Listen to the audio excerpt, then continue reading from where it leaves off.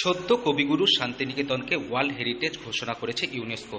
অথচ কেন্দ্রীয় সরকারের নির্দেশেই বিগত 5 বছর ধরে বন্ধ হয়ে পড়ে রয়েছে শতাব্দী প্রাচীন ঐতিহ্য ও ইতিহাসে মোড়া শান্তিনিকেতনের রবি ঠাকুরের ছাপাখানা।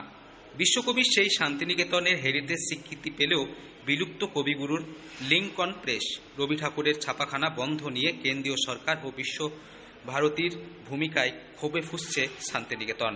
কবিগুরুর এই লিঙ্কন প্রেস নিছক এক প্রেস নয়, এর সঙ্গে জড়িয়ে ঐতিহ্য ও ইতিহাস। বিশ্বভারতী সূত্রে জানা গিয়েছে, 1917 সালে 8ই জানুয়ারি আমেরিকার নেব্রাস্কা স্টেটের লিঙ্কন শহরে অলিভার থিয়েটার রবীন্দ্রনাথের বক্তব্যের বিষয় ছিল ন্যাশনালিজম। ওই দিনই লিঙ্কনের বাসিন্দারা রবীন্দ্রনাথকে একটি মুদ্রণ যন্ত্র উপহার দেন, যার নাম দ্য লিঙ্কন প্রেস।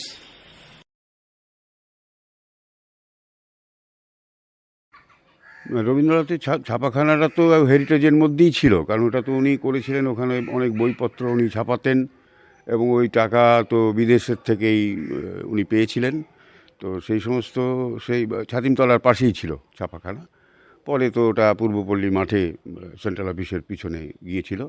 তো কেন্দ্রীয় সরকারের নির্দেশে এখন তো ছাপাখানা বন্ধ বলে ছাপাখানাটাও তুলে দেওয়া হয়েছে।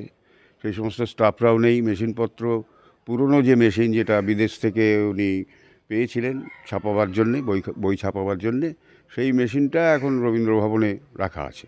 সেইটা মানুষ দেখে, মানে যারা দেখতে চান তারা দেখতে পারেন, কিন্তু ছাপাখানা বন্ধ হয়ে গেছে। ছাপাখানাটাও হেরিটেজের মধ্যেই পড়ে। উপহারটি মূলত ছিল শান্তিনিকেতনের ছাত্রদের জন্য। যন্ত্রটির গায়ে ধাতুর পাতে খোদাই করা ছিল presented to the boys of Shantiniketan. October 1918 প্রকাশিত হয় শান্তিনিকেতন প্রেসে মুদ্রিত প্রথম বই রবীন্দ্রনাথের গানের দ্বিজেন্দ্রনাথ ঠাকুরের করা স্মারলিপি সহ সংকলন গীত পঞ্চাশিকা। পত্রিকাগুলো ছিল শান্তিনিকেতন পত্রিকা, বিশ্বভারতী পত্রিকা, শ্রেয়সী পত্রিকা। এই যে যে ঐতিহ্যবাহী পত্রিকাগুলো ছিল এবং রবীন্দ্রনাথের নিজের লেখা প্রচুর রচনা এই ছাপাখানা থেকেই ছাপা হয়ে বেরিয়েছে। এই ছাপাখানার একটা আলাদা ঐতিহ্য আছে।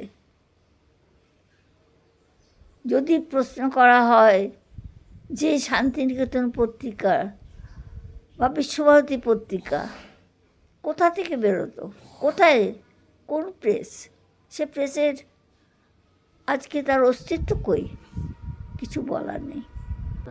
এটা লেখা তৎকালীন যে আমাদের বিশ্বভারতী অথরিটি যারা ছিলেন, প্রশাসনিক কর্তৃপক্ষ, তাদের একটু লেখালেখি বা ওখানে গিয়ে চ্যান্সেলরকে, আমাদের তো প্রধানমন্ত্রী চ্যান্সেলর লেক্টার আছেন, রাষ্ট্রপতি, তাদেরকে এই রবীন্দ্রনাথের কথা বলে, রবীন্দ্রনাথ যে কীভাবে ছাপাখানাটা করেছিলেন, কত বই ওখানে ছাপানো হয়েছে ইত্যাদি, এইসব নিয়ে তাদের একটু লেখা বা বলা উচিত ছিল। বন্ধের নির্দেশের সঙ্গে সঙ্গে এরাও বন্ধ করে দিয়েছেন।